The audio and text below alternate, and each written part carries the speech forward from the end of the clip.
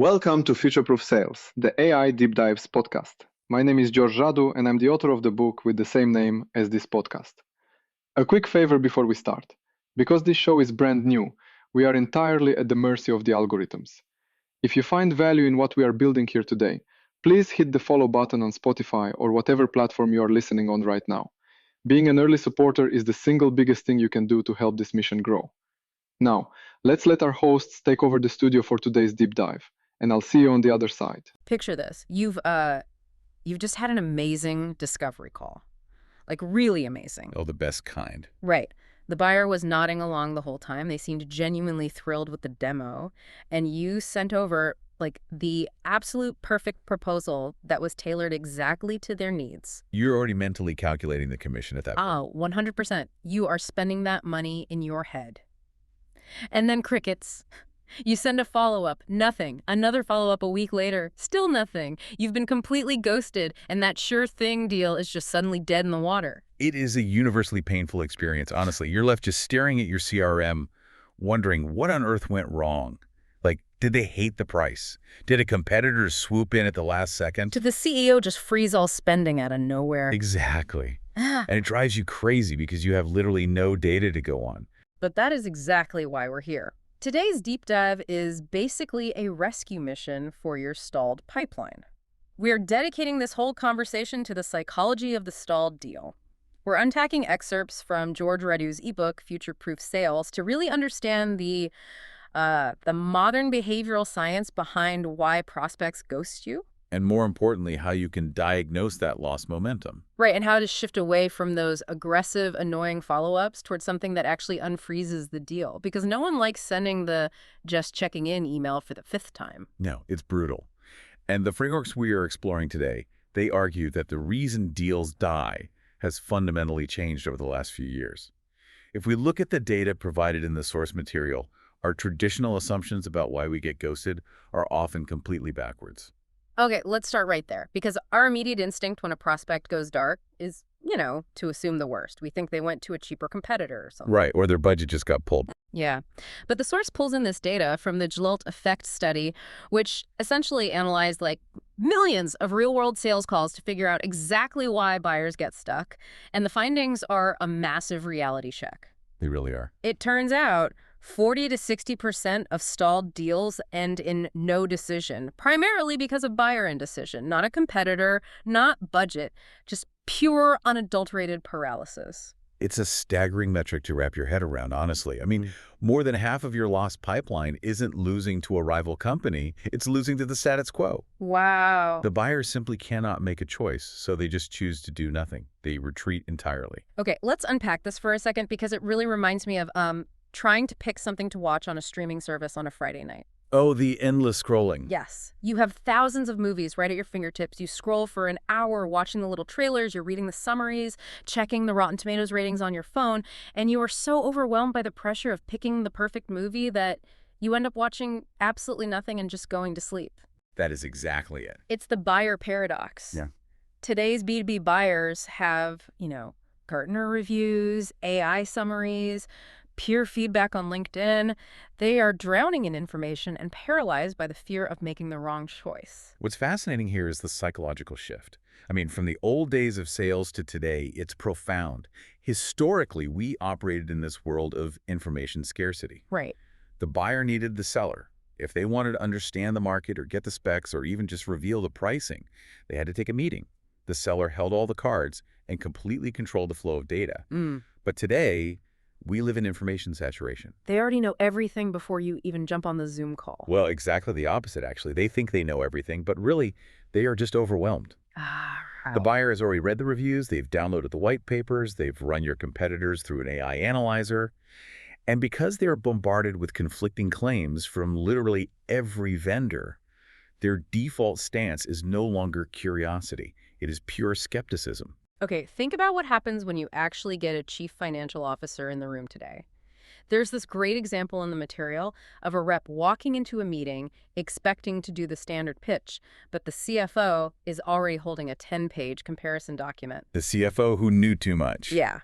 They look at the rep and basically say, I know your features, I know your pricing. What I don't know is who to trust or which of these trade-offs actually matter for my business. And that is the exact moment the traditional sales playbook just shatters. Because if you start listing your features to that CFO or explaining your pricing tiers, you are just adding to the noise. You're giving them more homework. Exactly. They don't need more data.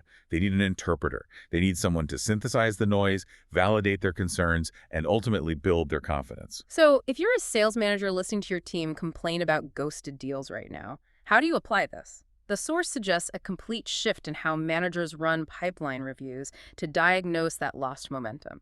Because the typical manager just asks, did they call back? Right. Or did you offer a discount to get them over the line? Which is entirely the wrong lens if the core problem is indecision, right? 100%. If you want to coach a team out of this rut, managers need to ask diagnostic questions that target the paralysis itself. First, what conflicting information is paralyzing this specific buyer right now? Like, are they stuck between two competing software philosophies? Yes, exactly. Second question, what hidden risks are they afraid of? Because often it's not the product itself. It's the fear of a really messy integration or the fear that their team won't actually adopt the new tool. Oh, which puts the buyer's own career reputation on the line. Exactly. That career reputation piece is huge. I mean, nobody gets fired for sticking with the old clunky system that everyone already hates. But people absolutely do get fired for buying $1 million new system that breaks everything. Precisely. Which leads to the third diagnostic question managers have to ask their reps. How can we act as an interpreter to build their confidence?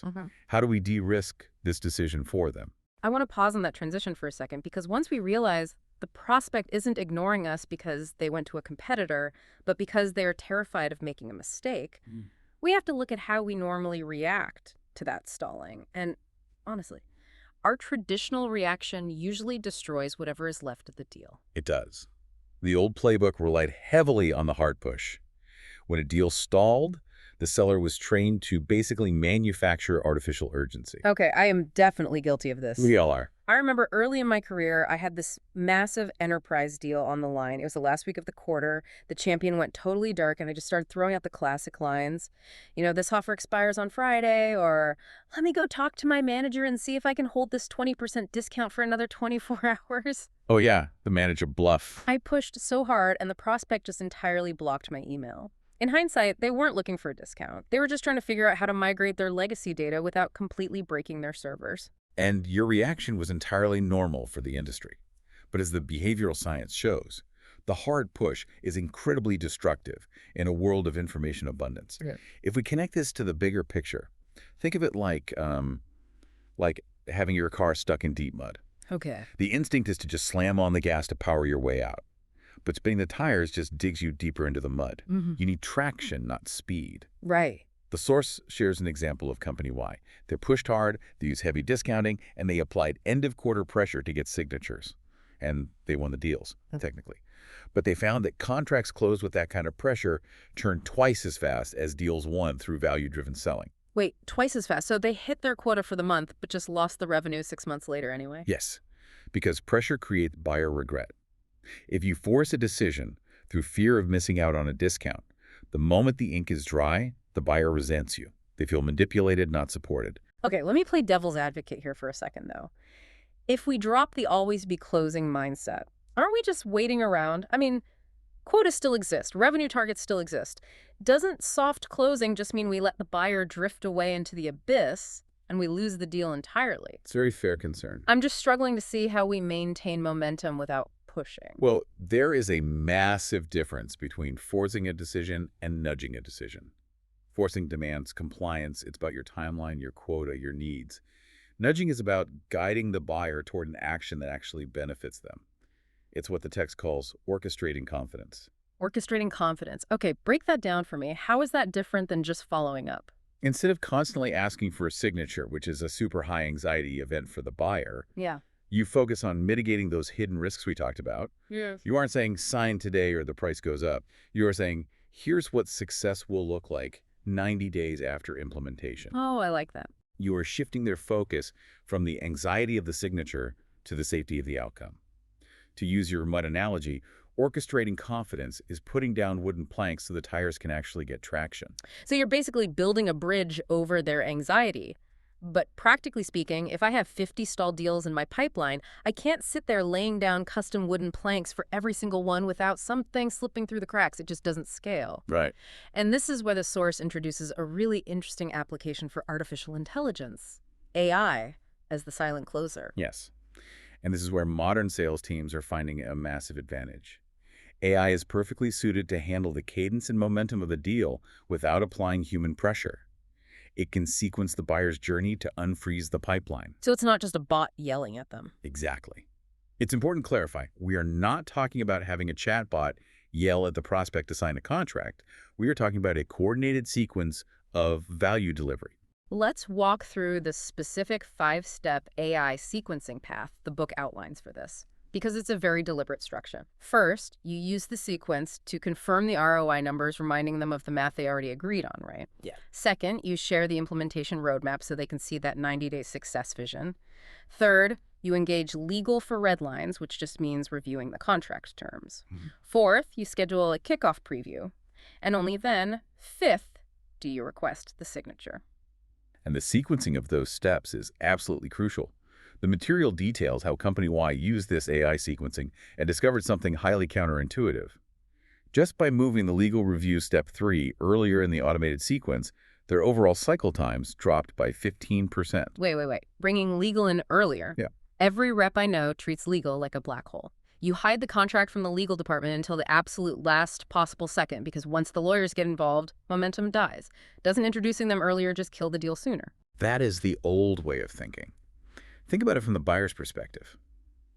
If they know a massive legal review is looming at the very end of the process, that creates an anxiety shadow over the whole deal. It fuels their indecision. Oh, I see. Right? By having the AI sequence gently introduce the legal framework early, saying, hey, let's just get the red lines out of the way so you have peace of mind, you actually remove a massive source of hidden friction. The AI didn't pressure the buyer, it just removed a roadblock logically. Here's where it gets really interesting, though, because it is so tempting to just hand the wheel entirely over to the AI. If the sequence works so well, why not let the machine do all the follow-ups? Ah, the automation trap. Yeah, the text highlights a massive trap here. There's a case study of Company X that fully automated all their follow-ups. And at first, it looked like a total success. Velocity improved, deals were moving through the pipeline faster. But very quickly, buyers started complaining. They noticed. They did. They said the outreach felt cold. It felt like they were talking to a system, not a partner. And that ultimately led to higher churn and lost trust. That is the defining danger of the AI era in sales. If every interaction is perfectly polished but emotionally flat, the buyer feels processed, not understood. You enter this like uncanny valley of corporate communication. Yeah, nobody wants to feel like a ticket number. Exactly. AI is brilliant at handling the scale and the timing it provides the structure, but humans must handle the emotion and the empathy, as the author puts it. AI provides the stage, but humans must perform. So if you're staring at an inbox full of ignored emails from prospects you really want to close right now, how do you sit down at your keyboard and unfreeze that deal using this AI and human stack? How do we actually perform on that stage? Well, the material provides a very specific step-by-step framework from its A-Game Playbook chapter. It is designed to transform an ignored email into a genuine conversation. It's a 3-step process. Recap, reinforce, request. Recap, reinforce, request. Okay, let's build an actual email using what the book calls living templates. This is where you use the AI for the structure, maybe to pull in research or format the email, but you inject the human element. Right. Step 1 is the trigger, or the recap. This is where you establish relevance. But you absolutely cannot use the AI default, which is usually some generic garbage like, I hope this email finds you well. Our product saves you time and money. Right, because that just signals to the buyer that they are part of a mass automated sequence. You have to use human observation. You look at their recent activity, their LinkedIn or company news. Your step 1 should sound like this. I notice your team has just added 5 new roles in data engineering. Looks like you're scaling your back-end infrastructure fast. Oh, that's good. It proves immediately that you're paying attention to their specific world. It stops them from hitting delete. Exactly. Then we move to step 2, the reinforce. This is where you connect their specific observed situation to the value you provide. You are reinforcing why you are in their inbox in the first place. You could say, we've worked with fast-scaling infrastructure teams who really struggled with onboarding new engineers without breaking their legacy code. Yeah. Here is exactly how we help them reduce that friction and de-risk the process. Notice what that does. It directly attacks the indecision we talked about at the beginning. You are basically telling them, we have solved this exact problem for people just like you. It is safe to move forward. Exactly. And then you move to step 3, the request. And this is where most salespeople absolutely faceplant because they fall right back into the hard push. They do 2 great steps and then end with, can we book a 30-minute meeting at 2 p.m. on Tuesday to get this signed? Which just triggers that fight or flight indecision all over again. You just cornered them. Right. So how do we make the request without triggering the paralysis? You must lower the pressure. The request should be an invitation to explore, not a demand for their calendar space. You say something like, would it make sense to have a quick chat to see if this approach even applies in your context? Or, are you open to seeing how they structured that transition? It feels almost too passive, doesn't it? Just asking if it makes sense. It feels passive to a seller who is used to forcing compliance. But to a buyer who is overwhelmed with information and terrified of risk, it lowers the threat level to 0. You are giving them an easy out. Ironically, by giving them the permission to say no, they're far more likely to engage and say yes. So what does this all mean for you, the person trying to revive their pipeline today? It means the magic isn't the AI generating the text. The AI can give you the template, it can scrape the data, it can remind you to send the email at 9:00 a.m. on a Tuesday. But the magic is the human adding that exact observed detail, the 5 new data roles that turns generic noise into undeniable relevance. That's the perfect synthesis. The AI is the stagehand ensuring the lighting is right, the timing is perfect, and the props are in place. But you, the human, have to deliver the line that makes the audience feel understood. All right, let's briefly recap this rescue mission. The data shows your prospects are ghosting you, not because they went to a competitor, but primarily due to their own indecision and fear of making a mistake in a world of information saturation. The Joel T effect in action. Exactly. And we unfreeze them by replacing the old-school high-pressure hard push with guided AI-assisted orchestration. We show them the 90-day success plan instead of threatening them with an expiring discount. And we use that recap, reinforce, request framework to reignite those cold conversations with genuine human relevance. This raises an important question, though. Something for you to consider as you start applying these frameworks. If you look at the material covering ecosystem sales, it introduces a fascinating concept. Ecosystem sales is essentially leveraging a network of integrated partners, other companies that already work with your buyer to co-sell and share trust. Like a warm introduction on steroids. Exactly. So if your deal is completely frozen and the prospect is ignoring every beautifully crafted recap, reinforce, request email you send, what if the ultimate unfreezing technique isn't an email from you at all? Oh, wow. What if it's a gentle nudge from a mutual partner in your ecosystem who already have their trust?